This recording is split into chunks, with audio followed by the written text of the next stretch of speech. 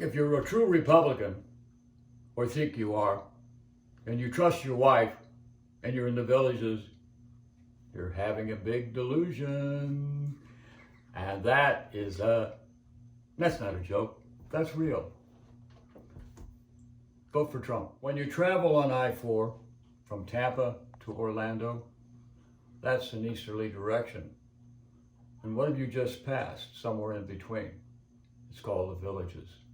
When you go to the west from Orlando to Tampa, what have you passed? The villages. What's so special about the villages? Well, it's a Republican haven. The Republican men have many, many wives. No, I take that back. They have one wife because they die before the wife gets old enough to be able to drive seriously. And so what happens then? She inherits money. And so then she looks for a new, very wealthy Republican. So we've seen the time when the polling people call the different places to see how they're going to vote. So here's a typical situation where a pollster calls a house in the villages, and the man answers the phone, and the man says, yes, we're going to vote Republican, and yes, we're going to vote for Donald Trump, and my wife is too. And someone says on the phone, is she old enough? What do you mean, is she old enough? She's an 18-year-old Filipino. And she is a citizen. I swear it. At least that's what she said she was. So that's one phone call from a pollster. Now you have another phone call from a pollster. And he calls for the same question. Are you going to vote Democrat or are you going to vote Republican? And the answer on the phone is, Senor, you have to talk to my husband. He will tell you what we do. And I do what he tells me, I promise you. And when he's not here, I do what the mailman says. So I always do what I'm told. It's a fun place here, you know. Not so fun for young people, but for old people, they have a lot of fun. Oh, I'm talking too much. Oh, husband, please talk to the Republicans. The husband takes the phone. Yes, we're Republicans, and she's going to vote Republican. She'll vote for Donald Trump. Oh, okay. So here's another household. The phone rings.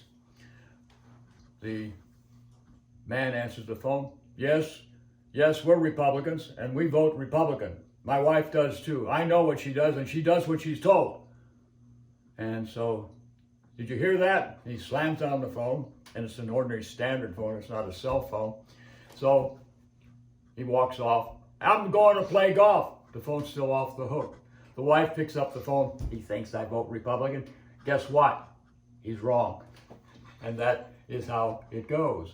That's the villages a little bit. And what is their standard problem in the villages? They don't get people pregnant because they're very often too old to do that. And but they have a lot of fun. That's the reputation they have.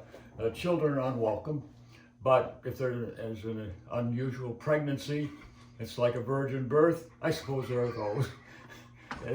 And then they say when that happens, oh, Jesus Christ, what have you done to me? So they plead forgiveness for the Lord to have mercy on their souls. No, they don't. They make a joke out of it. I'm so potent, I can get a young girl pregnant, and I can make a baby if I want at 90 years of age. And so now you have a situation of Republican havens, and there's a new robocall going into the villages, and it's from Donald Trump, because it's such a special place, and there's so much money coming to the Republican Party there. And he says, I understand some women are voting Democrat, as they did in Virginia and Louisiana and in Kentucky, all southern states. You're in the South, you're a woman. If you don't vote Republican, I'm going to do to you what I've done to other women. Grab them where they love it, and I will always let you know that I care. And so thank you very much. I'm Donald Trump, and please vote Republican. That is the story of the place in between Orlando and Tampa, where happiness reigns and pink Cadillacs rule. Thank you very much. And come to the edge.